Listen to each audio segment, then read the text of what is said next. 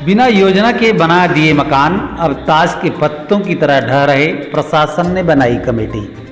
बीते 2 दशकों में आनी में सैकड़ों मकानों का निर्माण हुआ है।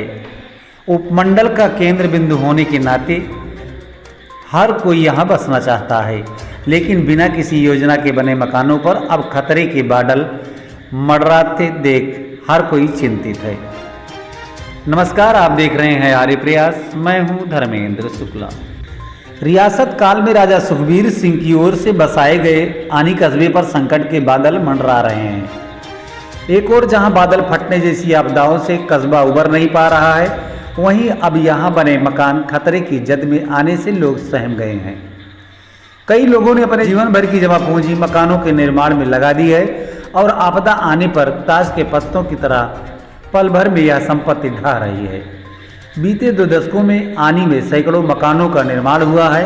उपमंडल का केंद्र बिंदु होने के नाते हर कोई यहां बसना चाहता है, लेकिन बिना किसी योजना के बने मकानों पर अब खतरे के बादल मंडराते देख हर कोई चिंतित है। आनी कस्बे में बिना योजना, भूमि जांच, स्ट्रक्चर डिजाइन और बिना ड्रेनेज व रिटेनिंग वाल के कई मकानों का निर्माण हुआ है। कई घरों का पानी हर कहीं से रिस रहा है। ऐसे में आनी कस्बे में हो रहे इस तरह के खतरनाक निर्माण को सुनियोजित ढंग से पटरी पर लाने के लिए नगर पंचायत बनाई गई थी, ताकि मकानों का निर्माण CTP गाइडलाइन के तहत हो। लेकिन यह भी आनी का दुर्भाग्य रहा कि नगर पंचायत को निरस्त कर दिया गया है। कस्बे में अधिकतर मकान 4 मंजिलों से अधिक बने हैं। ऐसे में जनता के बीच भी यह चर्चा शुरू हो गई है कि TCP गाइडलाइन को ग्रामीण क्षेत्रों में भी अपनाना चाहिए, क्योंकि TCP गाइडलाइन की ज़रूरत गाँव में भी है। इसके साथ आनी कस्बे में जो मकानों का अथाह निर्माण हो रहा है, वह अधिकतर अप्रशिक्षित मिस्त्रियों ने किया है।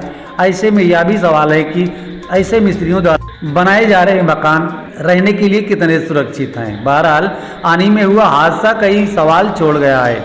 विशेषज्ञों ने बनाई कमेटी। उपायुक्त कुल्लू आशुतोष गर्ग ने कहा कि हादसा स्थल से मलबे को नियंत्रित तरीके से उठाने और अस्थिर भवनों को स्थिर करने के लिए विशेषज्ञों की कमेटी बनाई गई है। कमेटी की सिफारिश पर आगामी कदम उठाया जाएगा। आंखों के सामने ढह गए आशियाने पे बस देखते रह गए लोग। इस मकान असुरक्षित घोषित। बरसात के मौसम में हुई भारी बारिश ने इस बार लोगों को कभी भूलने वाले जख्म दिए हैं। लोगों की आंखों के सामने उनके घर ताश के पत्तों की तरह ढह गए, लेकिन वह चाहकर भी कुछ नहीं कर पाए। गनीमत यह रही कि प्रशासन ने खतरे को भांपते हुए पहले ही मकानों और कार्यालयों को खाली करवा दिया था।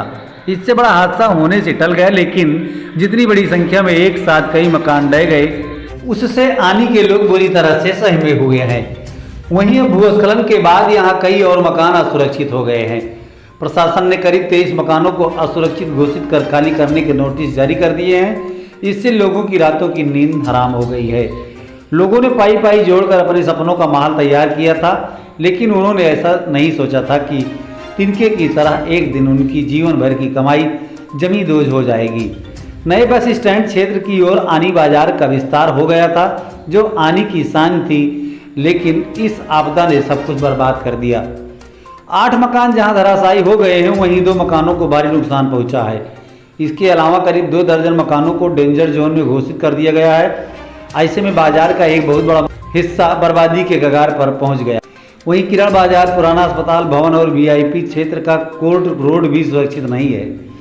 पूर्व में देहरी, गढ़ और भैरड़ नाले के आसपास के मकानों को भारी क्षति पहुंचाई है। ऐसे में आनी कस्बे के हुए नुकसान पर हर कोई अपनी राय रख रहा है। वहीं भविष्य में इस तरह की आपदाएं फिर से पेश न आए, यह भी प्रशासन के लिए किसी चुनौती से कम नहीं है।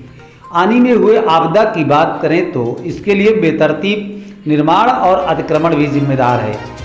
वहीं कई मकान तो ऐसे बने हैं जहां न कोई ड्रेनेज सिस्टम है, न कोई रास्ता है। लगातार हो रहे भूस्खलन से पुराना अस्पताल भवन खतरे की जद में आ गया है। वहीं मेला मैदान से सारा पानी किरण बाजार तक पहुंच रहा है। इससे किरण बाजार पर भी संकट के बादल मंडरा रहे हैं। उचित निकासी नहीं होने से पानी जमीन में रिसता रहा और भारी बारिश से जमीन खिसक गई, जिससे यह तबाही हुई। आनी कुल्लू से ब्यूरो रिपोर्ट।